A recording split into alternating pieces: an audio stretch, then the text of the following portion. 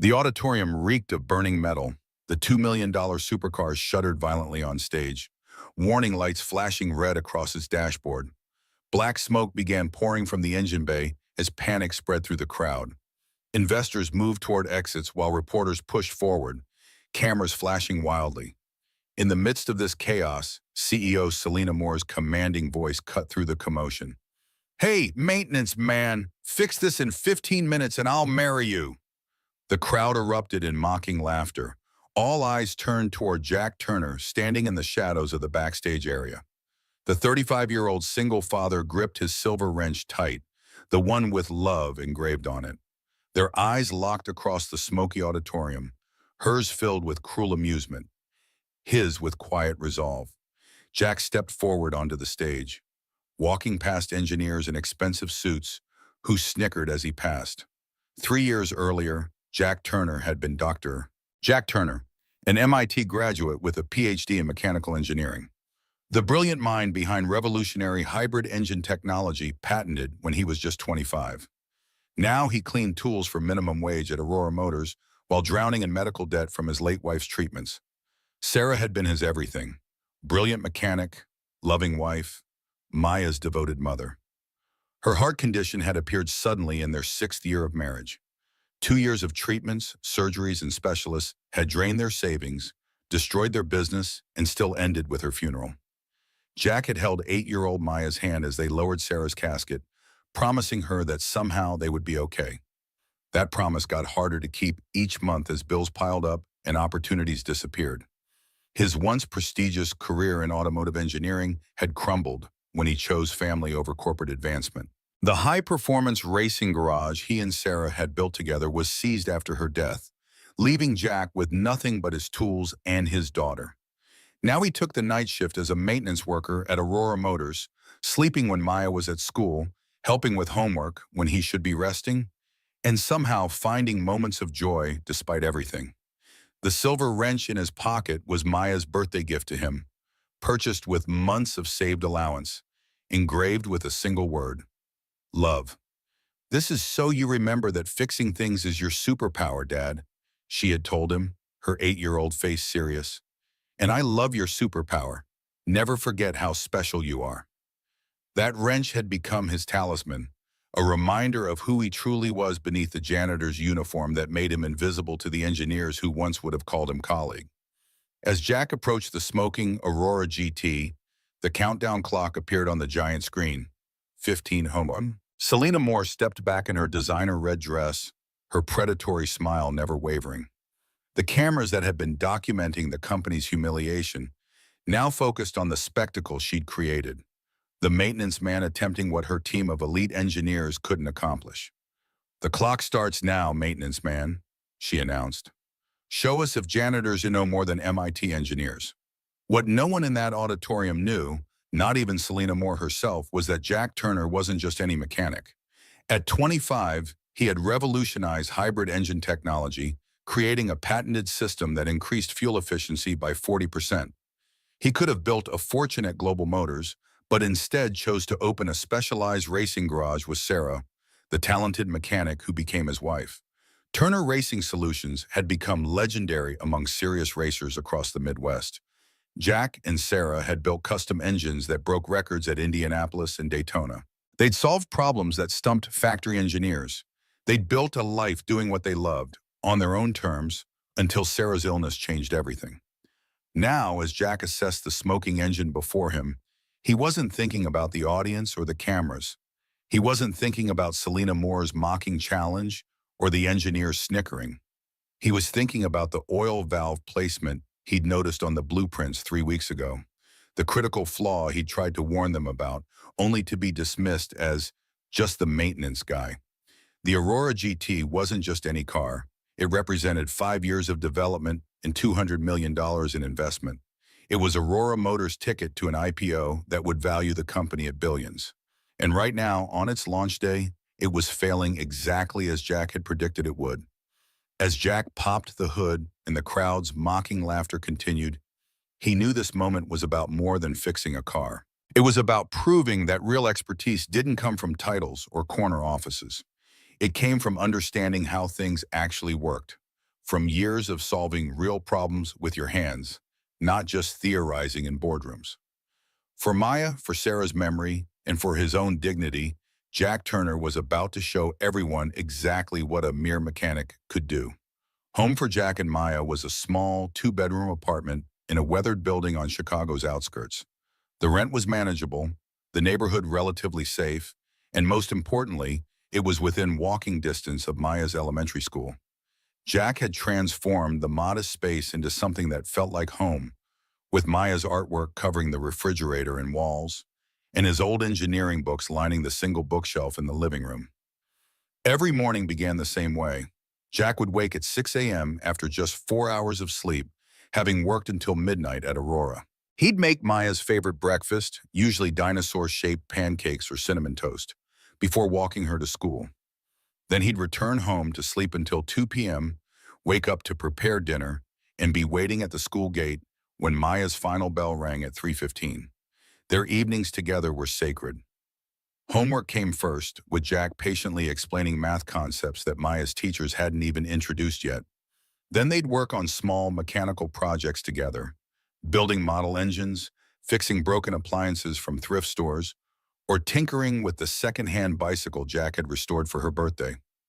"Why do we have to fix everything ourselves, Dad?" Maya had asked once. "Sally's dad just buys new stuff when things break." Jack had smiled, handing her a small wrench. "Because when you fix something with your own hands, you understand how it works. And when you understand how things work, you can make them better. That's something money can't buy." Despite their financial struggles, these moments made Jack feel rich in ways that mattered. Maya was growing into a bright, curious girl with her mother's mechanical intuition and her father's analytical mind. Jack saw Sarah in her smile, in the determined set of her jaw when tackling a difficult problem, in the way she hummed while concentrating, just as Sarah had done in their garage. But the medical bills kept coming. Sarah's treatments had been extensive, experimental, and largely uncovered by their modest insurance. Even 3 years after her death, Jack was still paying off hundreds of thousands in debt. The minimum wage maintenance job at Aurora barely covered their living expenses, let alone made a dent in what they owed. The cruel irony wasn't lost on Jack. Working nights at Aurora Motors, the very company now headed by Marcus Reeves, his former MIT classmate who had systematically stolen his research and destroyed his career. Marcus Reeves, now 40, had always been second best to Jack during their years at MIT. While Jack approached engineering with innovative brilliance, Marcus relied on technical precision and political maneuvering. They'd been rivals from their first day in the program, with Marcus always finishing just behind Jack in every competition, publication, and grant award. The breaking point came during their final year, when Jack developed a revolutionary hybrid engine system that promised to increase fuel efficiency by 40% while reducing emissions. The night before their final presentations, Marcus had accessed Jack's lab and copied his research. While Jack received accolades for his work, Marcus quietly took the concept to Global Motors, where his father sat on the board of directors. By the time Jack realized what had happened, Marcus had secured a patent based on a slightly modified version of Jack's design. Jack could have fought it, should have fought it, but he'd just met Sarah, and the corporate battle seemed less important than building a life with her. He turned down Global's subsequent job offer, choosing instead to open Turner Racing Solutions with Sarah, focusing on high-performance custom engines for racing teams. For years, they thrived. Jack's genius combined with Sarah's practical mechanical skills made them the go-to shop for serious racers across the Midwest. They built a reputation for solving problems other mechanics couldn't touch. They were happy, successful on their own terms, and then Maya came along, completing their family. Then came Sarah's diagnosis, and everything changed. As Jack spent more time at the hospital and less at the garage, the business began to struggle. That's when Marcus, now lead engineer at Aurora Motors, saw his opportunity for the final blow. Marcus filed a complaint alleging that Turner Racing was using proprietary technology derived from the patent he'd secured at Global Motors. With Sarah's condition worsening and legal fees mounting, Jack couldn't fight effectively. The lawsuit was the death blow to their already struggling business. By the time Sarah passed away, Jack had lost everything except Maya and his tools. When Jack applied for the maintenance position at Aurora, he hadn't realized Marcus was now the lead engineer. The bitter irony became clear on his first day, when Marcus passed him in the hallway, did a double take, and then simply walked by without acknowledgement. Since then, Marcus had pretended not to recognize Jack, though they had once been academic rivals at the country's most prestigious engineering program. But there was one person at Aurora who did recognize Jack's expertise: Emily Chen, a 26-year-old engineer fresh from graduate school at Caltech. Unlike her colleagues who treated the maintenance staff as invisible, Emily had noticed the way Jack studied the engineering diagrams when cleaning the design room, the way his eyes tracked problems that even senior engineers missed. "You know more than you let on," she had said to him one day when they were alone in the workshop. Emily had been struggling with a cooling system issue, and Jack had subtly rearranged her tools in a way that pointed to the solution. "I don't know what you mean," Jack had replied cautiously. "I Googled you, Turner," she said quietly. "Your papers on hybrid propulsion systems were required reading at Caltech. Your work on thermal efficiency is still cited in every major automotive engineering journal. What are you doing here cleaning tools?" From that day forward, Emily became Jack's only ally at Aurora. She would occasionally seek his input on technical problems, always in private, always careful not to reveal his expertise to others. Jack appreciated her respect, but maintained his caution. He couldn't afford to lose this job, not with Maya's well-being at stake. The silver wrench Maya had given him for his birthday had become his talisman against daily humiliations. She'd saved her allowance for months to buy it and had the word love engraved on it, the only word she could afford. "This is so you remember that fixing things is your superpower, Dad," she had told him, her 8-year-old face serious. "And I love your superpower. Never forget how special you are."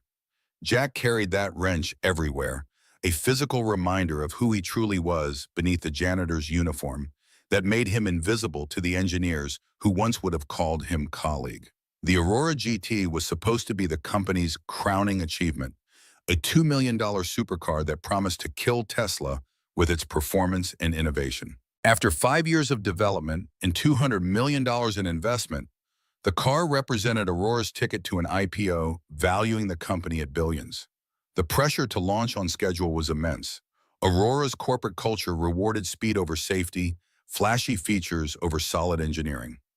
Engineers worked 80-hour weeks under crushing deadlines, with Marcus Reeves driving them relentlessly to meet CEO Selena Moore's aggressive timeline. Jack, invisible in his maintenance uniform, observed it all while cleaning workstations and organizing tools. He noticed the engineers' exhaustion, the rushed quality tests, and eventually a serious design flaw in the Aurora GT's oil cooling system. The valve placement would cause overheating under stress, potentially leading to catastrophic failure. Emily had confirmed his suspicions. "You're right," she told him after checking his calculations. "This could fail catastrophically under sustained high performance. I'll report it to Marcus right away." A week later, Emily approached Jack in the parking lot looking defeated. "I filed 3 separate reports about the oil valve design, all ignored. Marcus said we can't delay the launch for theoretical problems.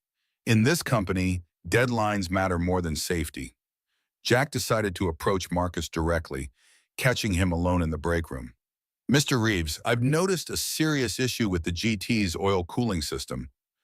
The valve placement—" Marcus cut him off with a dismissive laugh that drew attention from nearby engineers. "Our maintenance staff is giving engineering advice now? Stick to cleaning tools, Turner."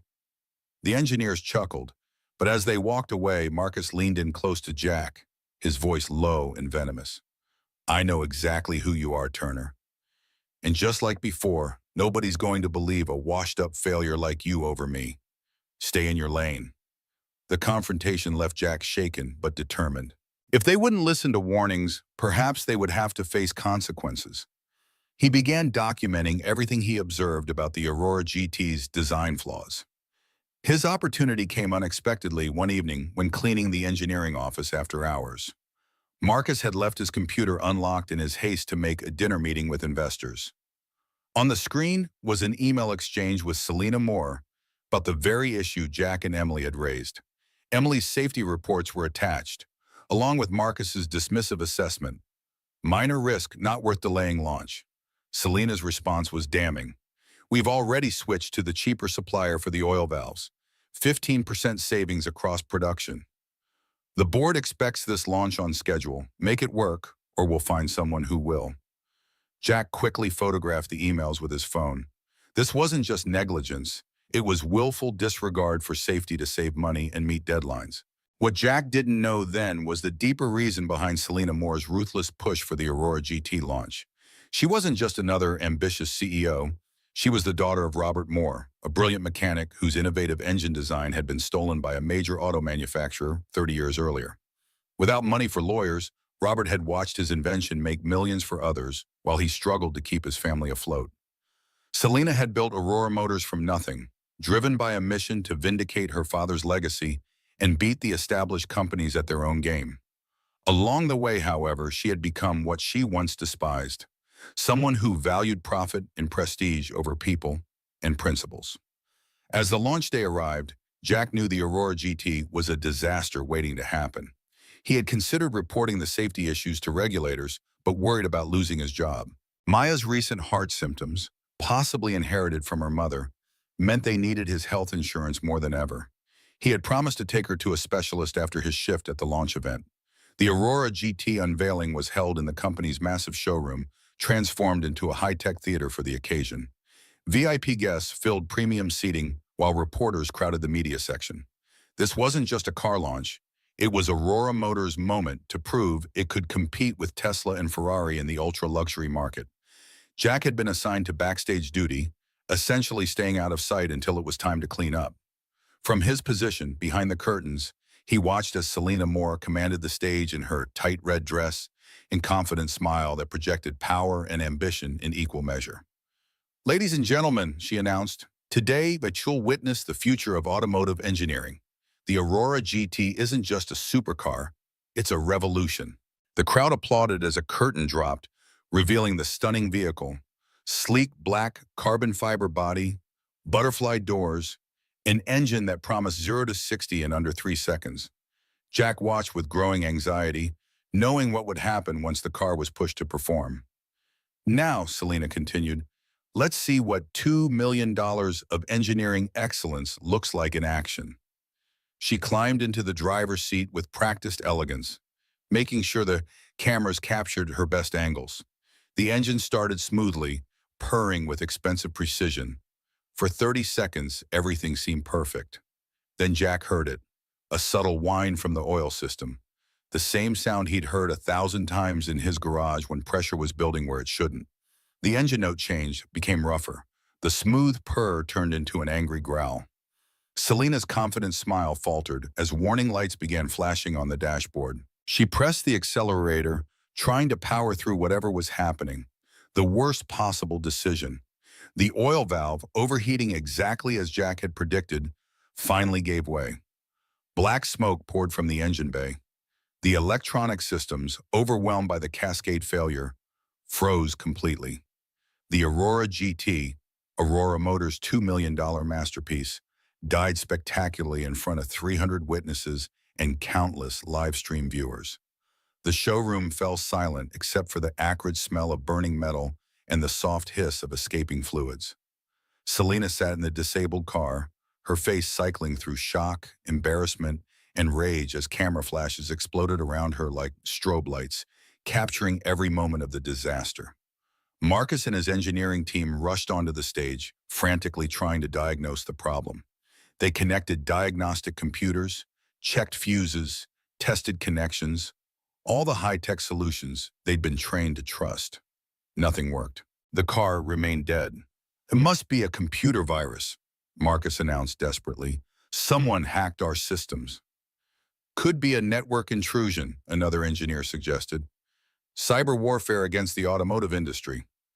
Jack watched their panic with grim satisfaction. They were looking for complex explanations for a simple mechanical problem. All their degrees and certifications couldn't help them but understand what any experienced mechanic would see immediately. The silence stretched on as reporters started whispering among themselves. Investors checked their phones, probably calculating how much Aurora Motors stock was about to lose. That's when Selena made her fatal mistake. Still sitting in the failed car, she spotted Jack standing in the backstage area. Her eyes locked onto his work clothes, his oil-stained hands, his obvious status as someone unimportant. In her desperation and humiliation, she decided to deflect attention by creating a moment of cruel entertainment. "You know what?" she called out, her voice carrying clearly through her wireless microphone. "This is supposed to be the most sophisticated car ever built. Our engineers have PhDs from MIT and Stanford." She pointed directly at Jack. "If that mechanic over there, a guy who cleans our tools for minimum wage, if he can fix what our experts can't, I'll marry him right now." The showroom erupted in laughter. The tension broke as everyone focused on the ridiculous spectacle of the glamorous CEO mocking a poor maintenance worker. "Seriously," Selena continued, playing to the crowd. $2 million of engineering versus one broke mechanic. I'll take those odds." More laughter. Phones came out to record the moment. The humiliation of Aurora Motors' failed launch was being transformed into entertainment at Jack's expense. Marcus joined in, grateful for the distraction from his own failure. "Go ahead, janitor. Show us how it's done."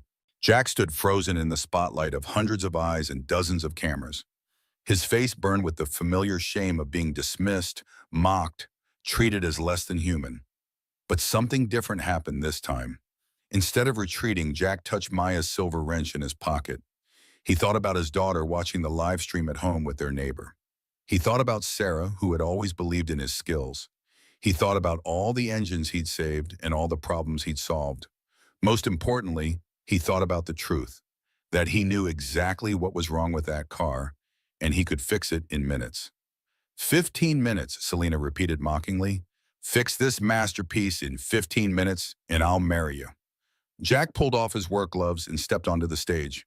The laughter grew louder as Jack walked toward the smoking car. Someone in the VIP section shouted, "This should be good." Another voice called out, "Maybe he'll try turning it off and on again." Selena sat in the driver's seat, enjoying the show she'd created. The cameras loved it. The contrast between her designer dress and his work clothes, between corporate glamour and blue-collar desperation. "Clock starts now," she announced. 10 minutes to save my company's reputation." Jack ignored the mockery as he popped the hood and immediately saw what he'd expected. The oil valve had overheated exactly where the design flaw placed it. The cascade failure had shut down multiple systems, but the root cause was simple. He'd seen this exact problem dozens of times in his garage. Not with $2 million supercars, but the principles were identical. Jack pulled out his small toolkit, basic wrenches and screwdrivers he always carried. Nothing fancy, nothing expensive, just tools that had served him well for 15 years. The VIP audience watched with amusement as the janitor actually seemed to know what he was doing. "Look at him go," Marcus said sarcastically. "Maybe he learned from YouTube videos." More laughter, but it was becoming less certain. Jack's hands moved with the precision of someone who'd done this work thousands of times. First, he located the overheated valve and carefully released the pressure. Hot oil sprayed briefly, but Jack was ready for it. He'd positioned himself to avoid the worst of it, another sign of experience. Next, he bypassed the electronic sensors that were sending false readings to the main computer. The high-tech diagnostics were actually making the problem worse by triggering additional safety shutdowns. What the engineers in that room would never think to try was treating a sophisticated supercar like a regular engine with a simple mechanical problem. Jack rerouted the oil flow using a technique he'd perfected on racing cars, creating a temporary bypass that would allow the system to function while the faulty valve was isolated. The crowd grew quieter as Jack worked. His confidence was unmistakable. This wasn't guesswork. This was expertise in action. Selena's smile began to fade as she realized the maintenance worker might actually know what he was doing. The entertainment value would disappear if he succeeded, leaving only the embarrassing reality that her company's engineers couldn't solve what a janitor could. "Time," she called out, even though only 6 minutes had passed.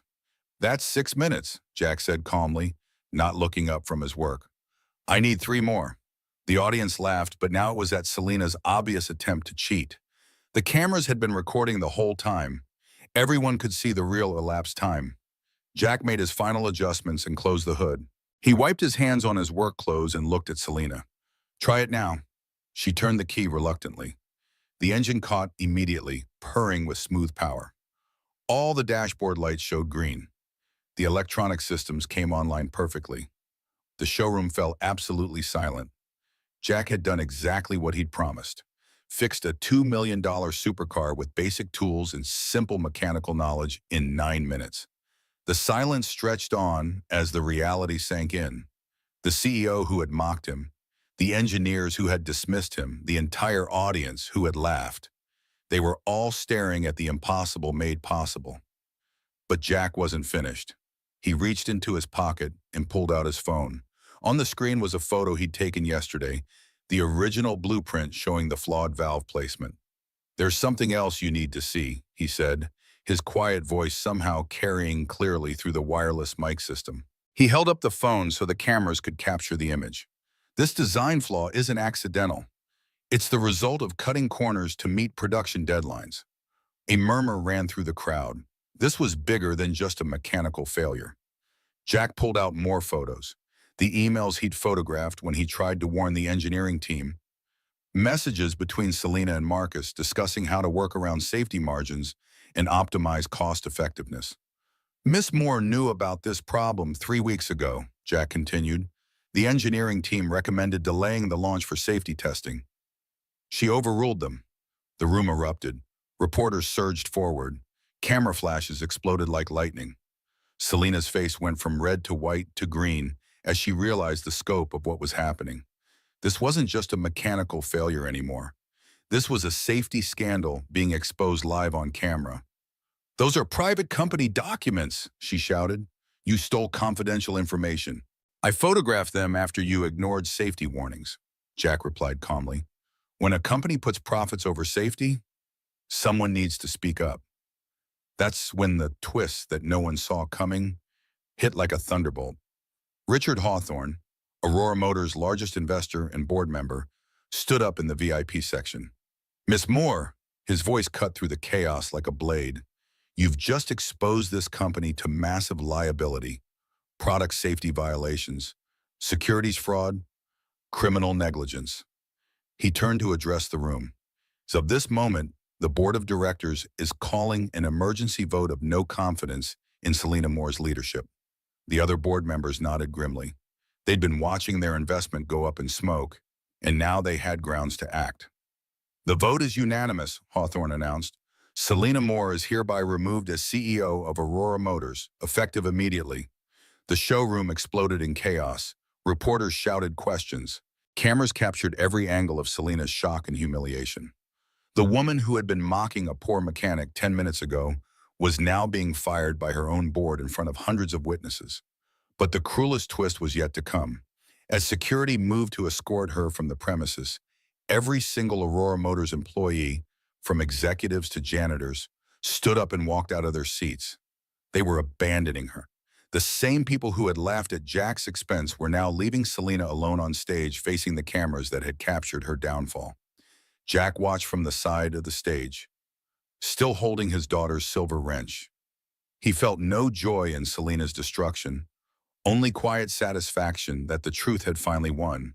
The mechanic nobody respected had just brought down a CEO in less than 10 minutes. Within hours, the story exploded across every platform on Earth. "Poor mechanic saves supercar launch, CEO gets fired," dominated headlines worldwide. The hashtag Truth Mechanic trended globally, inspired by Jack's simple act of exposing the truth. The video that broke the internet showed the devastating sequence. Selena's arrogant laughter as she mocked the broke mechanic, followed immediately by her own board firing her in the same spot 15 minutes later. Meme creators worked overtime.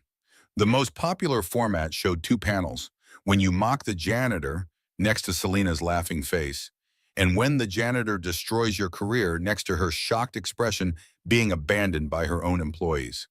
The internet was merciless but accurate. From CEO to unemployed in 15 minutes. Plot twist, the mechanic was the hero all along. When keeping it arrogant goes wrong, corporate edition. But the real-world consequences were far more serious than internet jokes.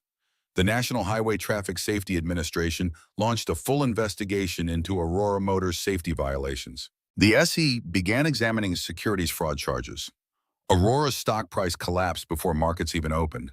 Thousands of Aurora employees faced uncertain futures as the company fought to survive the scandal. The planned IPO that would have raised billions was permanently canceled. Industry experts called it the fastest corporate downfall in automotive history.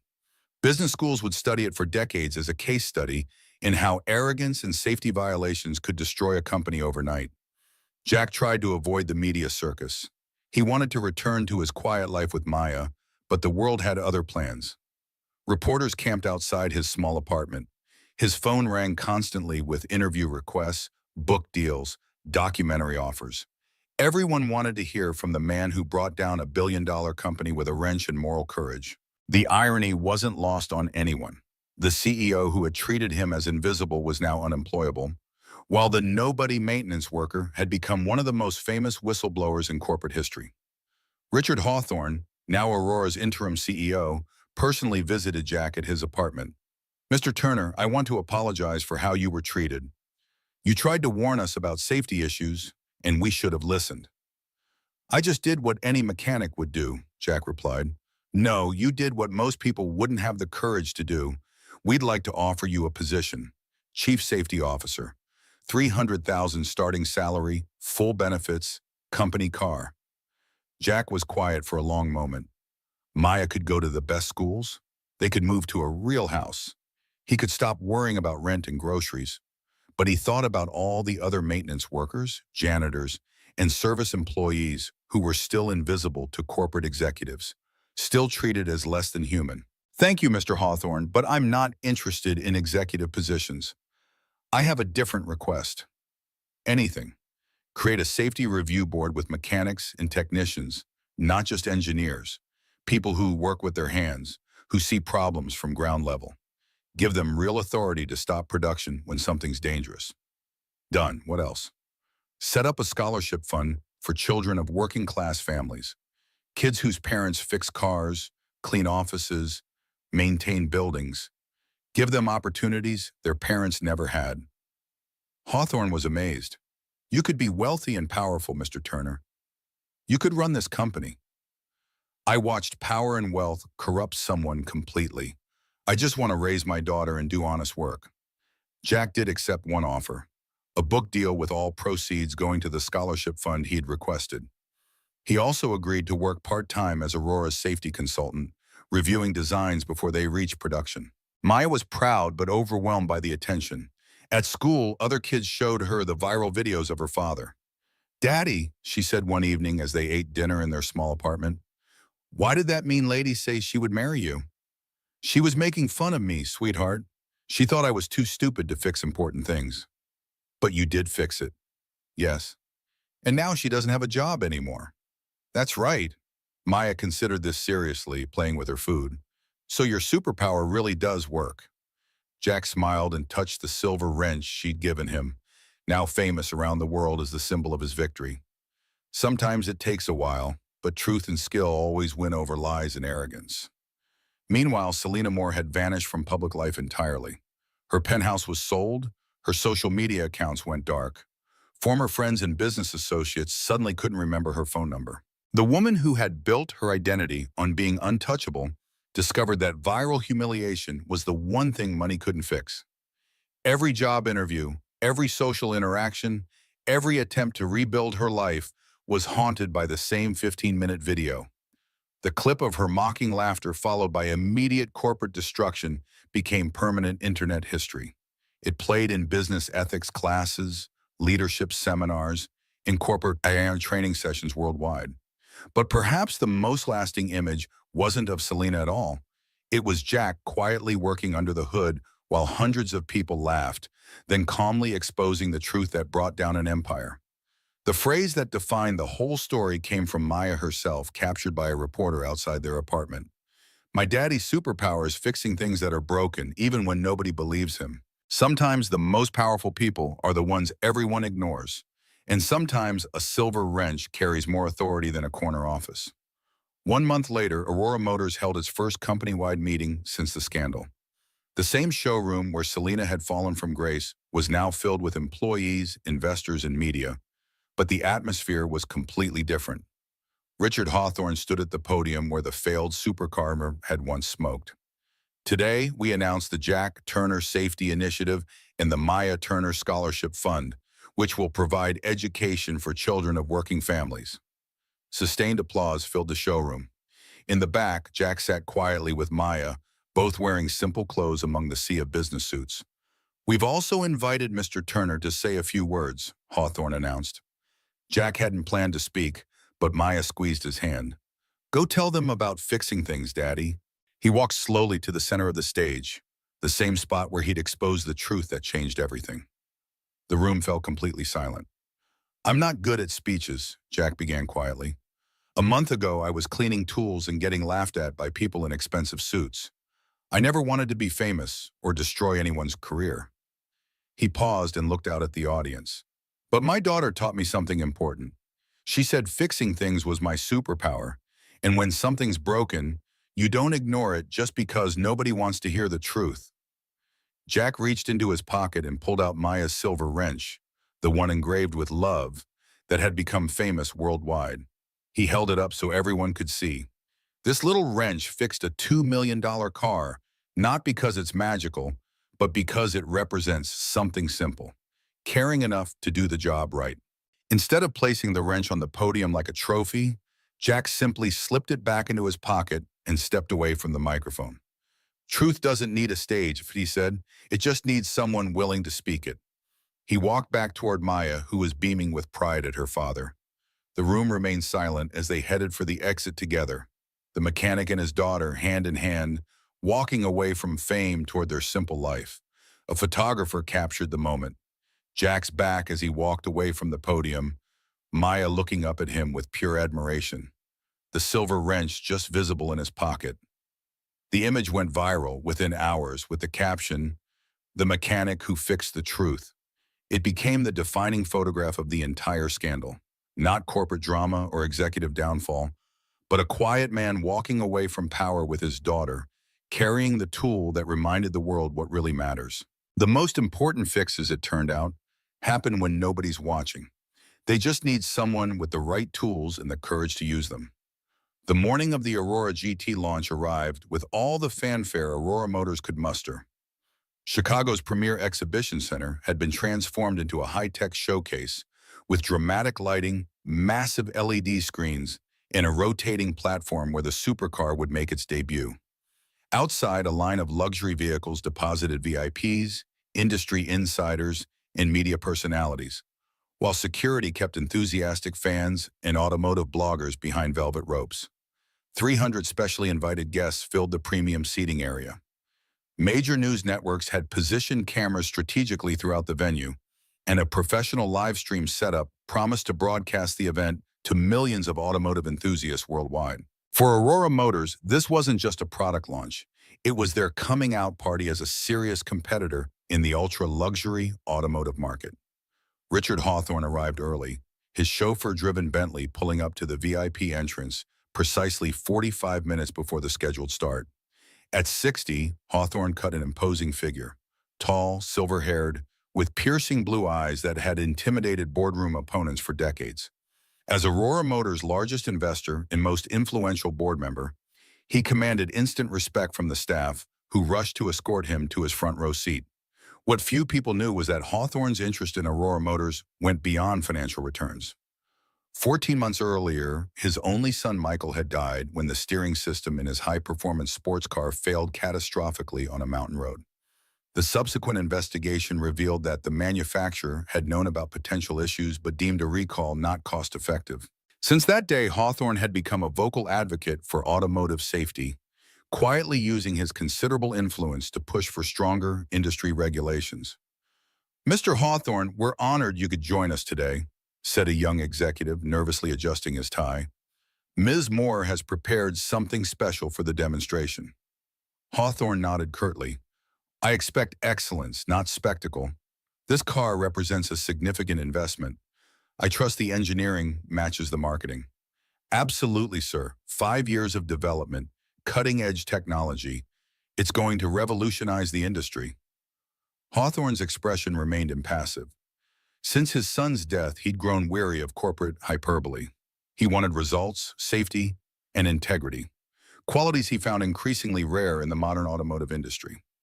Backstage, Jack Turner adjusted his maintenance uniform, preparing for his assigned task of remaining invisible during the event. He'd spend the morning organizing tools and preparing the stage area, all while keeping a watchful eye on the Aurora GT as it was positioned for its grand reveal. With each passing hour, his concern had grown. The car looked magnificent, but Jack knew the truth hiding beneath its sleek carbon fiber exterior. His phone vibrated with a text from Mrs. Ramirez, their elderly neighbor. "Maya watching live stream with us. She's excited to see you on TV. Don't forget her doctor appointment at 6. Jack smiled briefly before the worry returned. Maya's recent heart palpitations had kept him awake for weeks. The cardiologist had agreed to see her after hours today as a special favor, but the appointment couldn't be rescheduled. The symptoms, though mild, were disturbingly similar to the early signs of Sarah's condition. Jack had promised to be home by 5:30, giving them plenty of time to reach the downtown medical center. "I'll be there," he texted back. "Tell her I love her."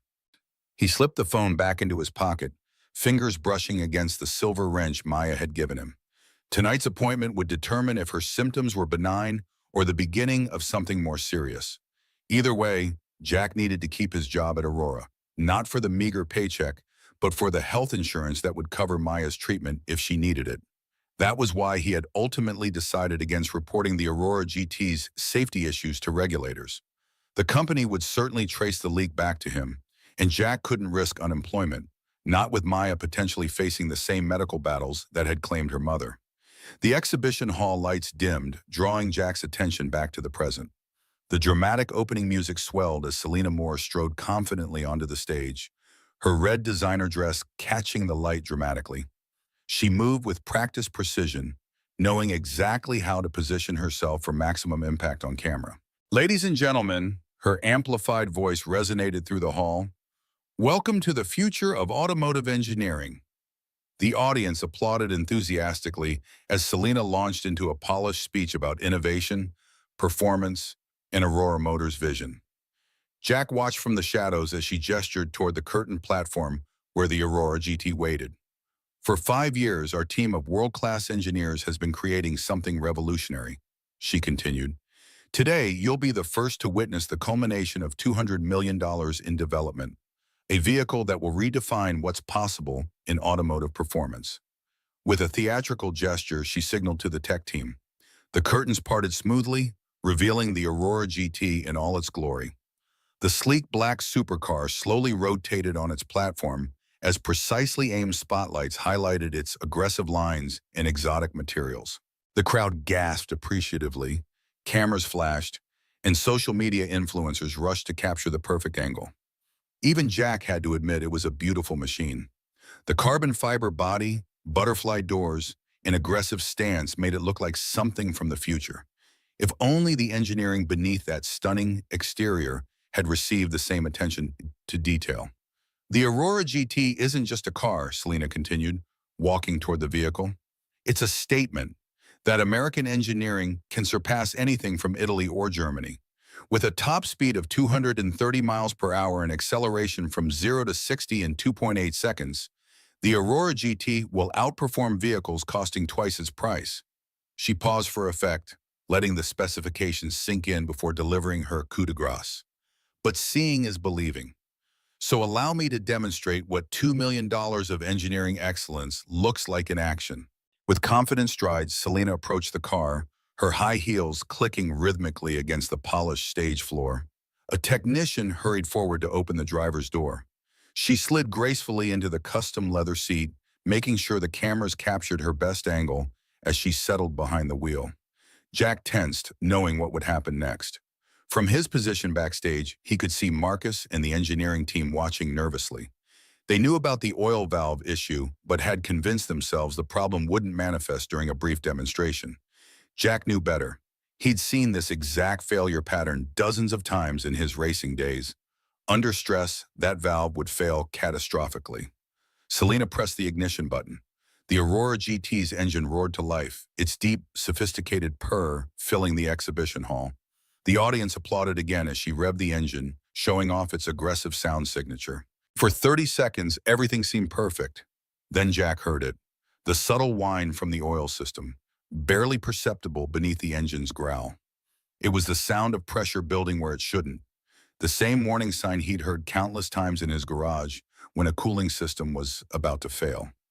The engine note changed slightly, becoming rougher around the edges. Selena didn't notice, continuing her rehearsed demonstration by highlighting the vehicle's cockpit technology. But Jack saw Marcus's expression change. The lead engineer had heard it too. A flash of panic crossed his face as he whispered urgently to his team. The whine intensified, now audible even over the engine. Selena faltered mid-sentence as warning lights began flashing across the dashboard.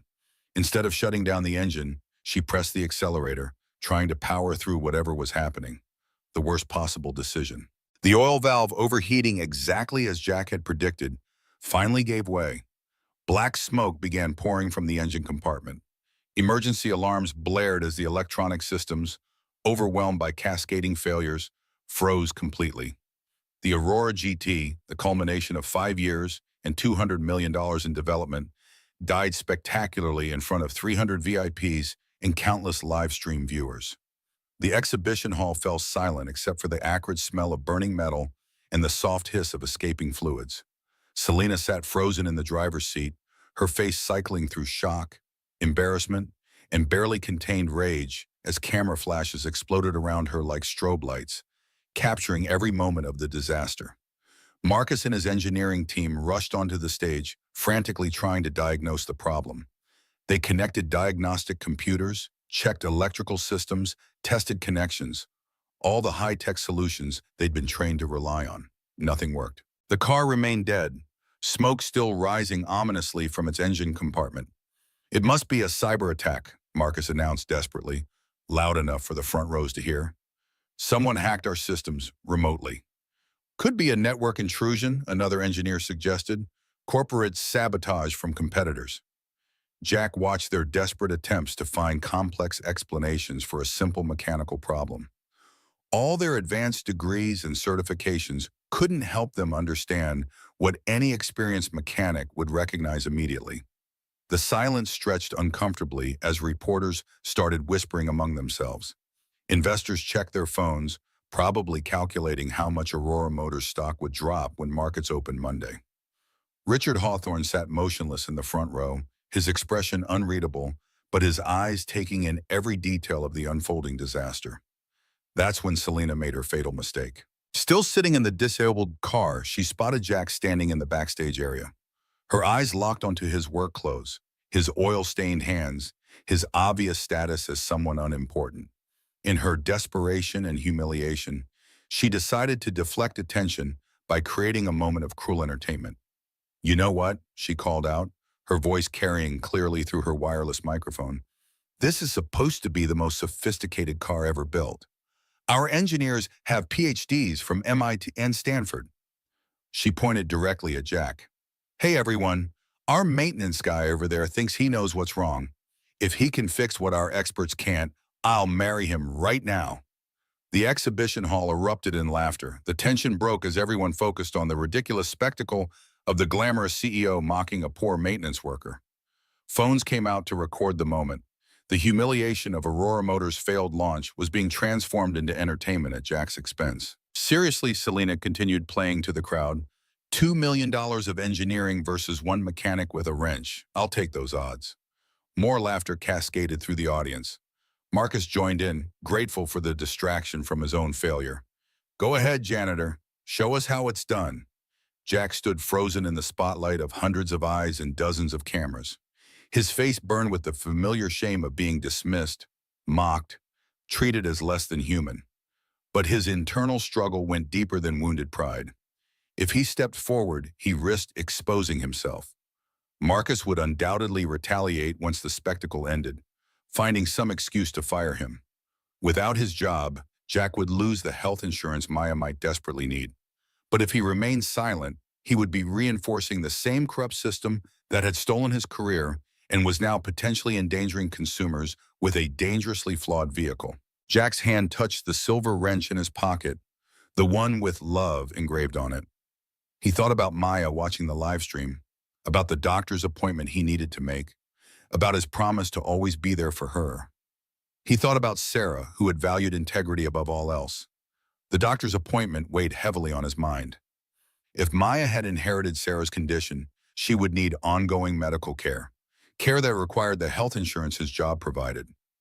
Missing tonight's appointment wasn't an option. The specialist had squeezed them in as a personal favor and wouldn't be available again for months. Jack had promised Maya he'd be there on time, and he'd never broken a promise to her. Yet standing here, watching this fraudulent spectacle unfold, knowing that this car could potentially kill someone if its flaws weren't exposed, could he live with himself if he walked away? What would Sarah want him to do? What example would he be setting for Maya? 15 minutes, Selena repeated mockingly.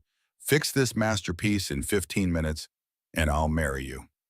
With his decision made, Jack pulled off his work gloves and stepped onto the stage.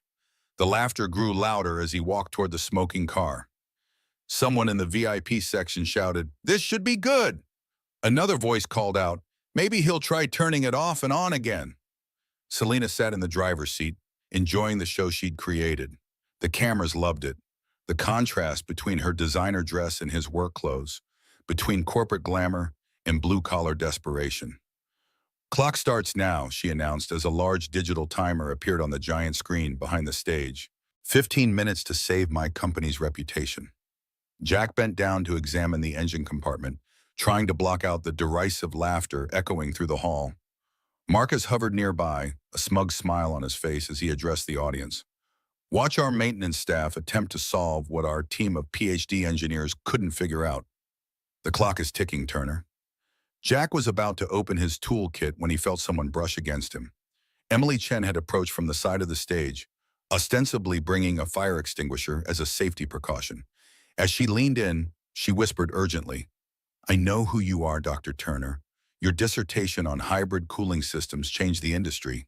I read it at MIT. Jack froze, glancing up at her in surprise. "I've been following your career since my undergraduate days," Emily continued quietly, pretending to check the fire extinguisher. "What they did to you was criminal." She subtly slipped a small device into his hand, a specialized diagnostic tool that technicians weren't supposed to have access to. "This will bypass the security protocols faster than manual methods. They deserve to be exposed for what they've done. I've got your back." Before Jack could respond, Emily straightened up and stepped back, maintaining her professional demeanor for the watching crowd. Jack closed his fingers around the diagnostic tool, stunned by this unexpected ally. With renewed determination, Jack popped the hood and immediately saw what he'd expected. The oil valve had overheated exactly where the design flaw placed it. The cascade failure had shut down multiple systems, but the root cause was simple. He'd seen this exact problem dozens of times in his garage, not with $2 million supercars, but the principles were identical. Jack pulled out his small toolkit, basic wrenches and screwdrivers he always carried. Nothing fancy, nothing expensive, just tools that had served him well for 15 years. The audience watched with amusement as he began methodically examining the engine components. "Look at him go," Marcus said sarcastically. "Maybe he learned engineering from YouTube videos." More laughter, but it was becoming less certain as Jack's hands moved with the precision of someone who'd done this work thousands of times. First, he located the overheated valve and carefully released the pressure. Hot oil sprayed briefly, but Jack was ready for it. He'd positioned himself to avoid the worst of it, another sign of experience. Next, he bypassed the electronic sensors that were sending false readings to the main computer. The high-tech diagnostics were actually making the problem worse by triggering additional safety shutdowns. What the engineers in that room would never think to try was treating a sophisticated supercar like a regular engine with a simple mechanical problem. Using Emily's diagnostic tool, Jack accessed the vehicle's electronic brain. What he found confirmed his worst suspicions. The device displayed a log of override commands where safety protocols had been manually disabled. Buried in the code were digital signatures, Marcus had personally authorized the bypassing of critical safety tests. Jack kept his face expressionless, not wanting to alert Marcus to what he'd discovered. He continued working methodically, rerouting the oil flow using a technique he'd perfected on racing cars, creating a temporary bypass that would allow the system to function while the faulty valve was isolated.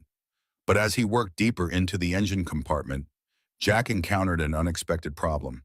The valve hadn't just failed, it had catastrophically shattered, damaging surrounding components. This wasn't the original valve specified in the design. It was a cheaper replacement made of inferior materials. Jack recognized the distinctive manufacturing mark. It came from a supplier known in the industry for cutting corners. "Having trouble, janitor?" Marcus called out, noticing Jack's momentary hesitation. Jack ignored him, focusing instead on solving the new problem. With the damaged components, a conventional repair was impossible. He would need to improvise a solution using only the tools and materials he had on hand. His mind raced through possibilities, drawing on decades of experience solving impossible mechanical problems at racetracks when replacement parts weren't available.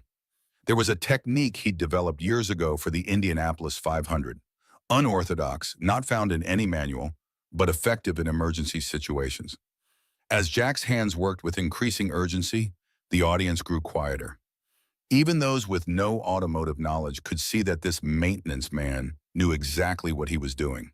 His movements weren't random or hesitant. They were precise and deliberate, each action building on the previous one with clear purpose. Selena's mocking smile had faded to a tight-lipped expression of growing concern. This wasn't going according to plan. The maintenance man was supposed to fail humiliatingly, giving her an opportunity to reclaim control of the narrative. 7 minutes into the 15-minute challenge, sweat beaded on Jack's forehead as he encountered yet another complication. The electronic control unit was actively fighting his repairs, interpreting his bypass as a system error and repeatedly attempting to shut down.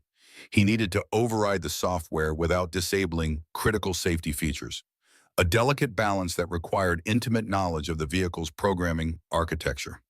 Using Emily's diagnostic tool, Jack navigated through layers of security protocols, making micro adjustments to the system parameters. This wasn't just mechanical work anymore. This was high-level systems engineering that should have been impossible for a mere janitor to understand. The clock ticked relentlessly. 10 minutes gone, 5 remaining.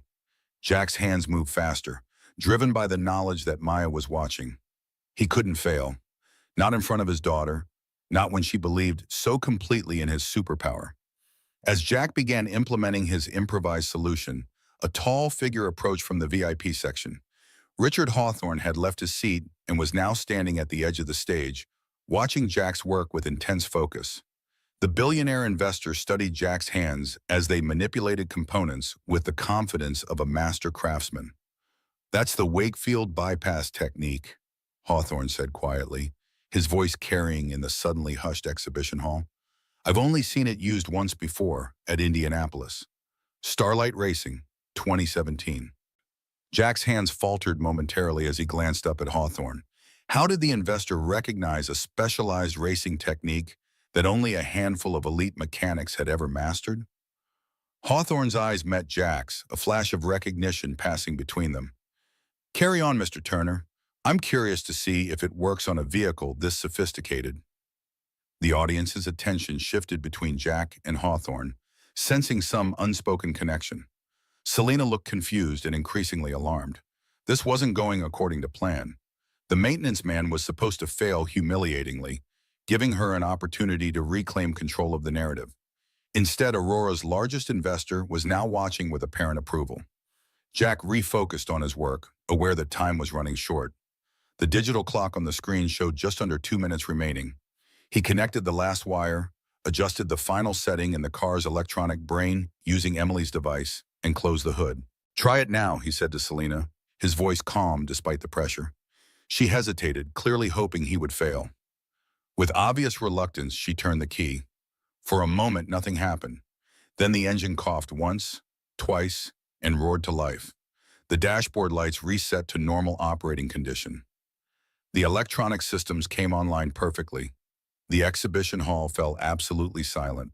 Jack had done exactly what he'd promised. Fixed a $2 million supercar with basic tools and mechanical knowledge in 13 minutes. The silence stretched on as the reality sank in. The CEO who had mocked him, the engineers who had dismissed him, the entire audience who had laughed. They were all staring at the impossible made possible. Then, starting from the back of the hall, a slow applause began to build, eventually swelling into sustained cheering. For viewers like Maya, watching the live stream from Mrs. Ramirez's apartment, it was a moment of pure vindication. "That's my dad," she shouted excitedly, jumping up and down on the couch. "I told you he could fix anything." But Jack wasn't finished.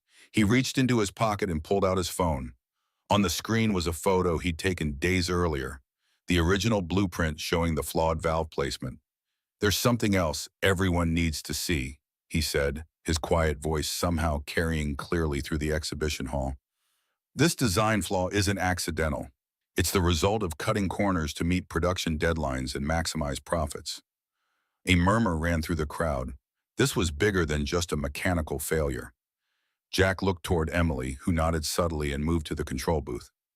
Moments later, the giant screens displayed the damning evidence.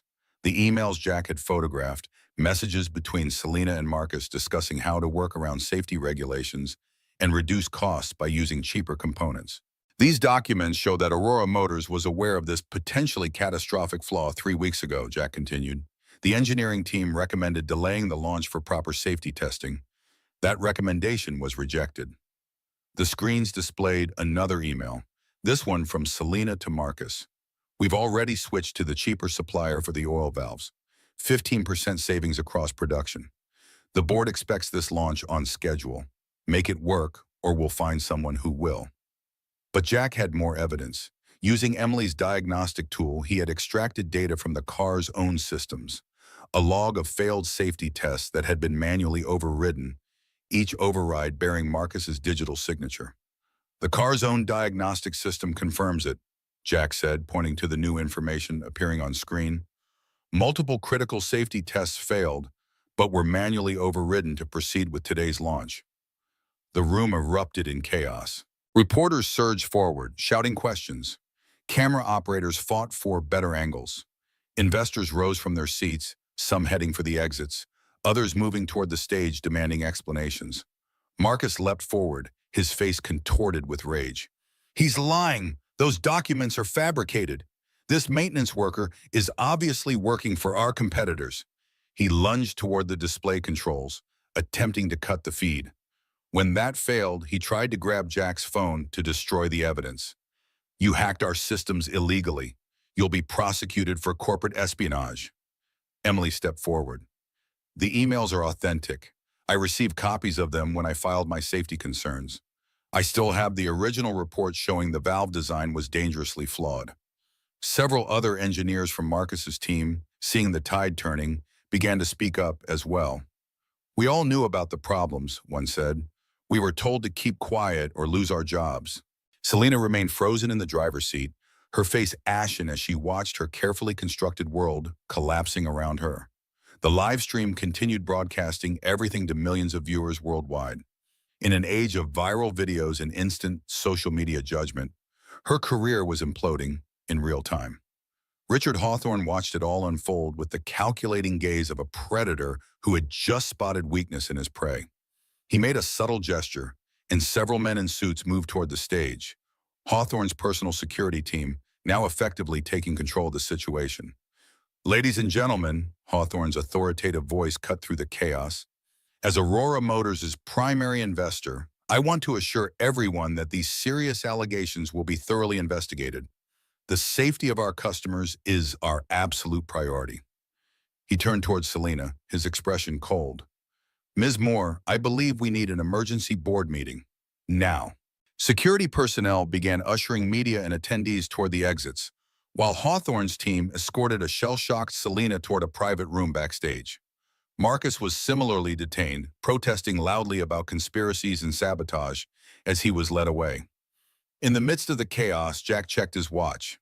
It was 4:45 p.m. He still had time to make Maya's appointment if he left now. He tucked the silver wrench back into his pocket and began making his way toward the exit, trying to avoid the reporters who were now swarming toward him. Emily intercepted him near the stage door. "Mr. Turner, wait. What you just did? It was incredible." Jack shook his head. "I just did what needed doing. Listen, I have to go. My daughter has a medical appointment I can't miss." "I understand," Emily said, then handed him a business card. "But this isn't over. When you're ready, call me. There are people who want to make this right." Jack nodded, slipping the card into his pocket as he headed for the exit. Outside, the late afternoon sun was blinding after the dim exhibition hall. He squinted, trying to spot a taxi in the chaos of departing vehicles and gathering media. "Mr. Turner." Jack turned to find Richard Hawthorne standing behind him, flanked by his security detail. "I'd like a word with you," the billionaire said. "My car is waiting." Jack hesitated. "I appreciate the offer, sir, but I have a medical appointment for my daughter that I can't miss."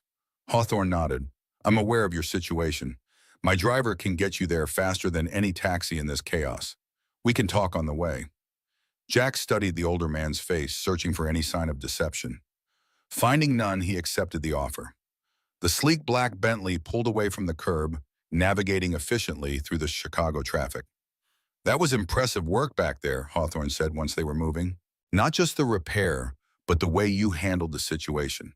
Technical expertise combined with moral courage is a rare combination."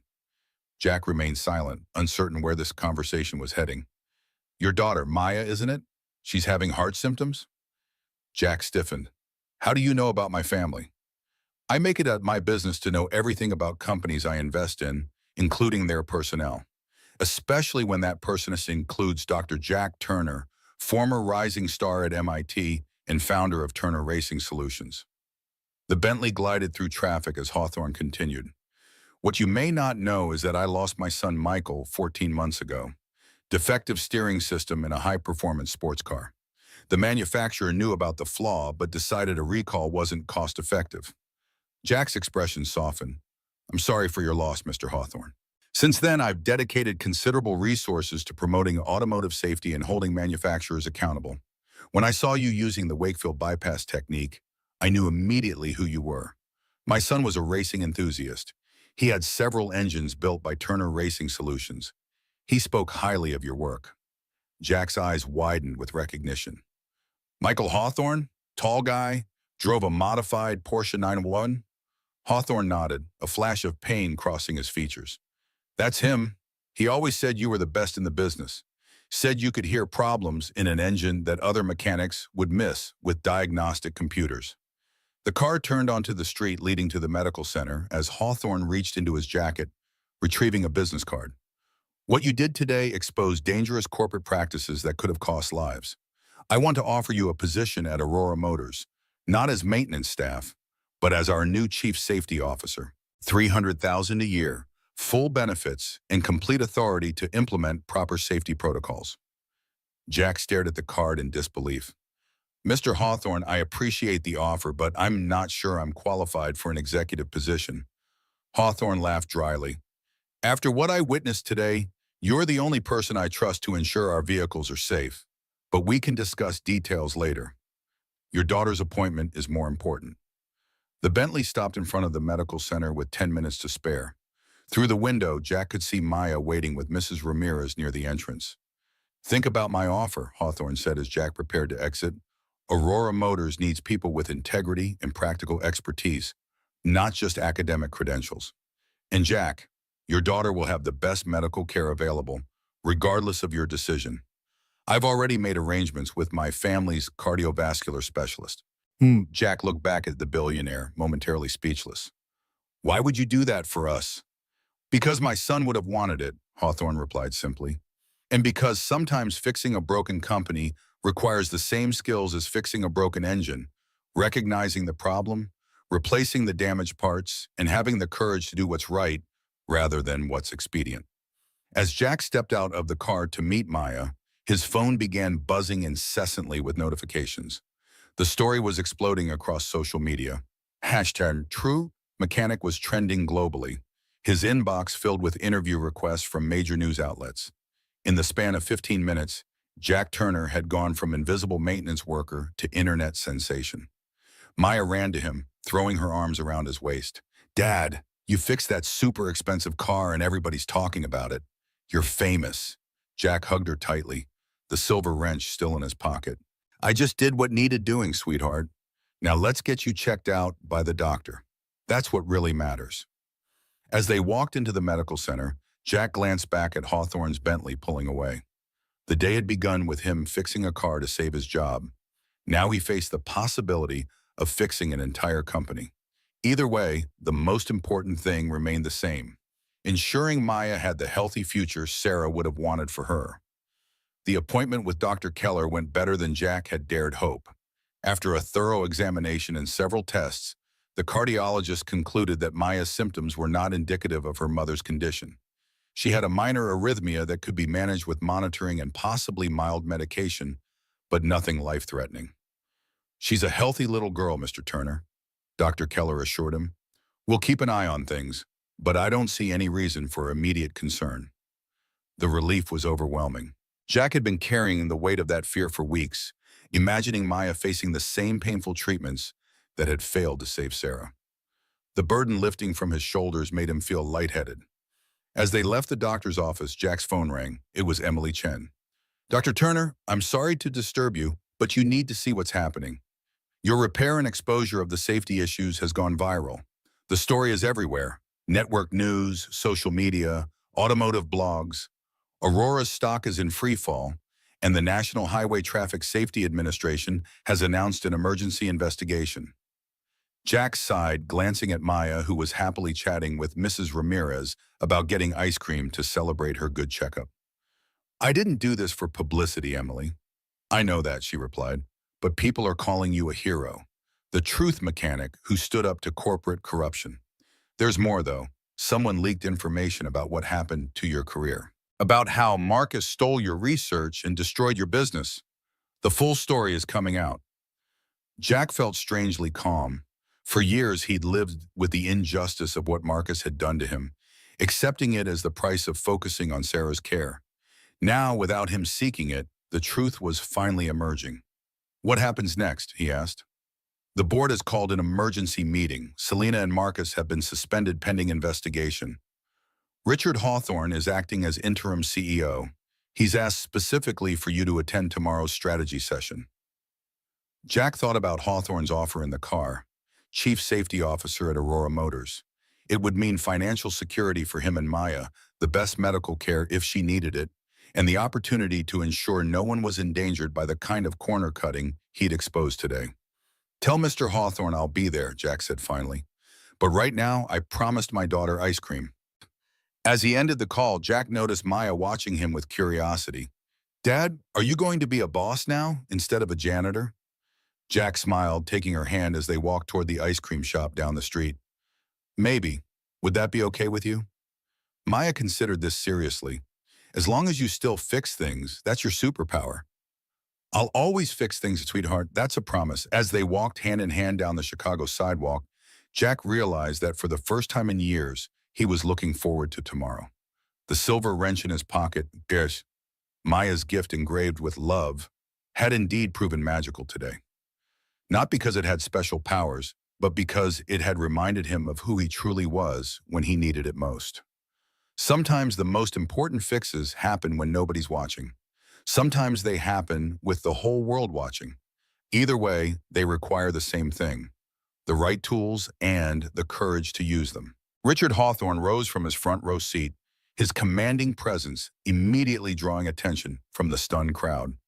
The exhibition hall, moments ago filled with applause for Jack's mechanical prowess, now buzzed with confused murmurs as the investors and media tried to process the damning evidence displayed on the giant screens.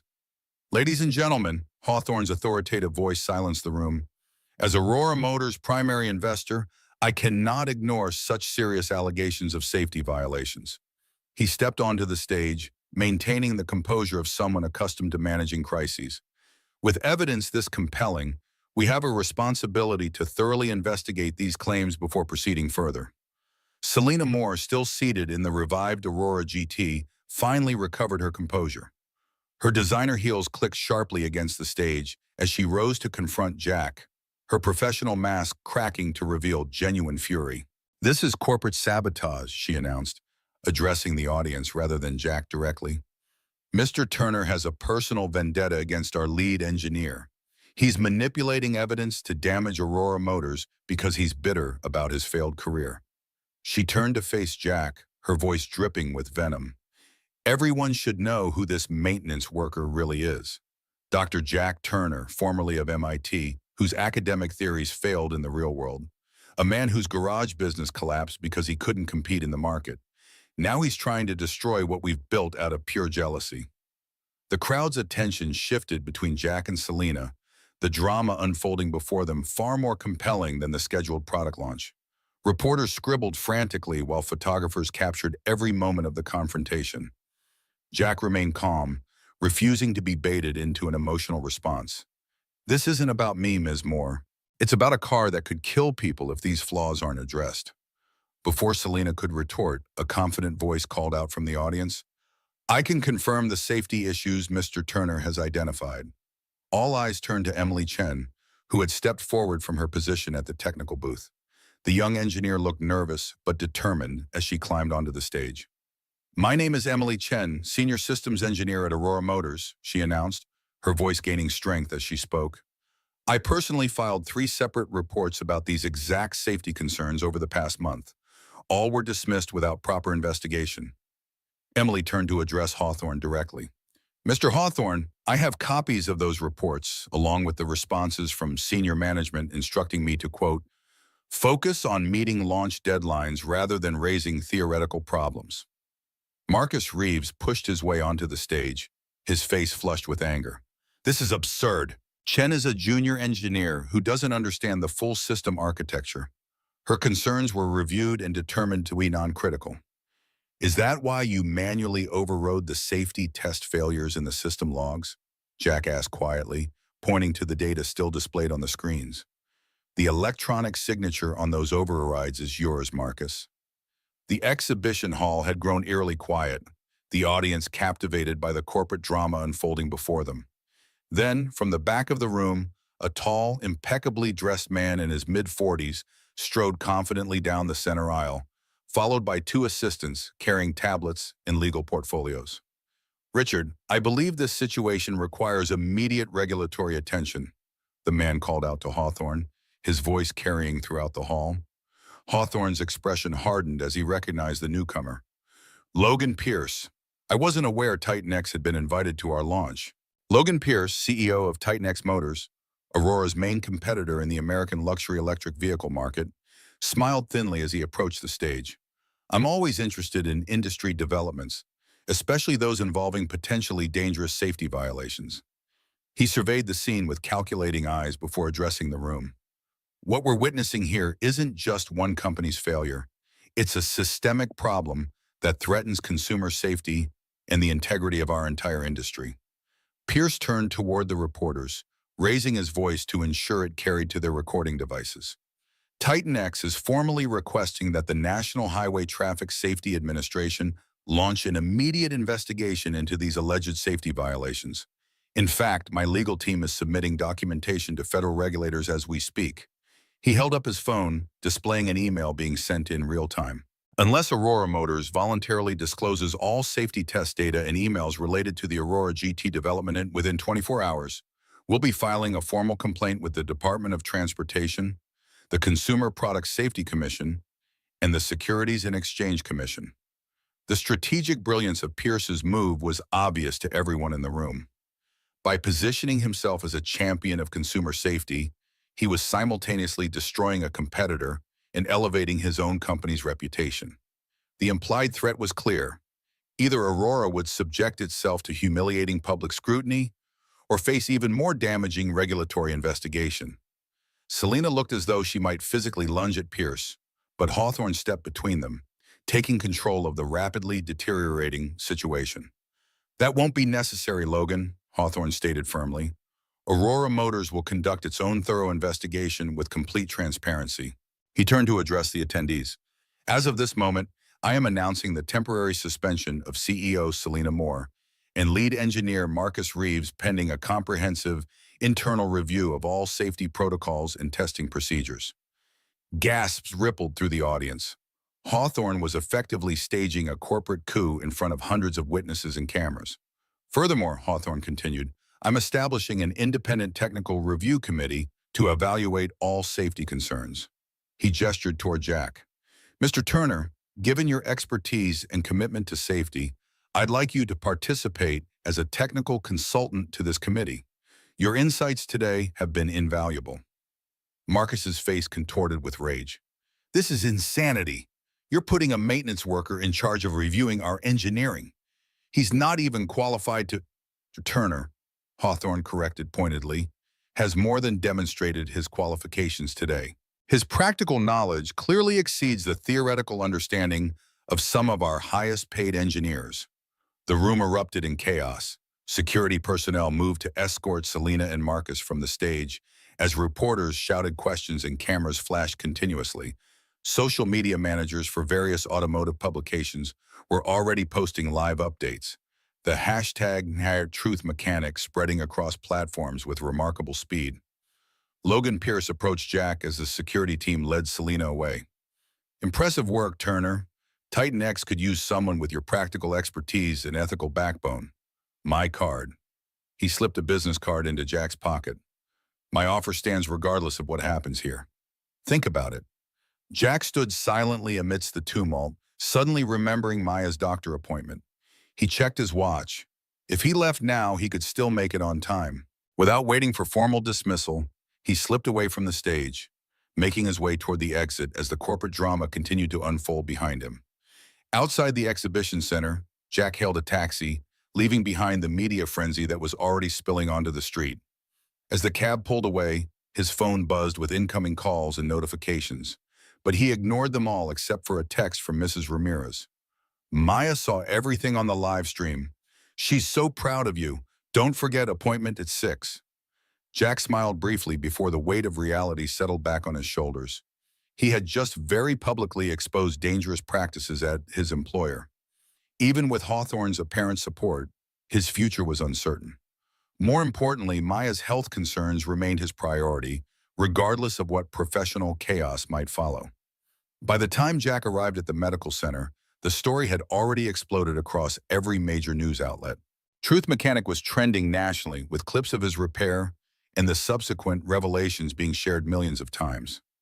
As he sat in the waiting room while Maya underwent her tests, Jack's phone continued buzzing with calls from reporters, morning talk shows, and even book publishers. Dr. Keller's diagnosis brought mixed emotions. Maya's heart condition was indeed similar to Sharon's, though thankfully at a much earlier stage. The echocardiogram showed mild ventricular hypertrophy and valve irregularities that would require ongoing monitoring and medication. I won't sugarcoat this, Mr. Turner, Dr. Keller said, her expression serious as they sat in her office. Maya's condition is genetic, just as we feared. The good news is we've caught it very early, before any significant damage has occurred. What's the treatment plan? Jack asked, trying to maintain his composure.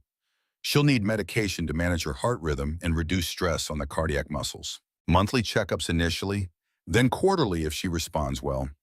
There's a specialized treatment protocol that's showing excellent results in pediatric cases like Maya's, but Dr. Keller hesitated. But it's expensive, Jack finished for her.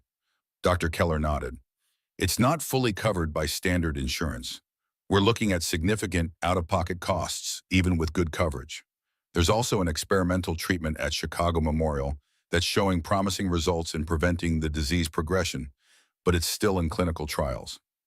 Jack absorbed this information, mentally calculating their financial situation. His maintenance job at Aurora was almost certainly gone now, regardless of Hawthorne's support. The health insurance that came with it would terminate soon. Maya's treatments would require steady, substantial income and premium insurance coverage, things that seemed dauntingly out of reach. She can live a normal life with the right care, Dr. Keller assured him, seeing his concern. Many patients with this condition manage it successfully for decades, but consistent treatment is essential. As Jack left the medical center with Maya hand in hand, the weight of responsibility felt heavier than ever. His stand against Aurora Motors had made him momentarily famous, but fame didn't pay medical bills or provide health insurance. Dad, am I sick like Mom was? Maya asked as they walked to the bus stop, her perceptiveness catching him off guard. Jack knelt down to her level, looking into her eyes. Sarah's eyes. You have a special heart, like Mom did. But we caught it very early, and the doctors have much better treatments now. You're going to be just fine, I promise. Maya nodded solemnly. I saw you on Mrs. Ramirez's computer. You fixed that expensive car when nobody else could. Jack smiled gently. I did. Are you going to get fired for making those people mad? Jack hesitated, uncertain how to answer. Things might change at work, but whatever happens, we'll be okay. I know, Maya said with the simple confidence of childhood. You can fix anything. The next week passed in a blur of media attention and uncertainty.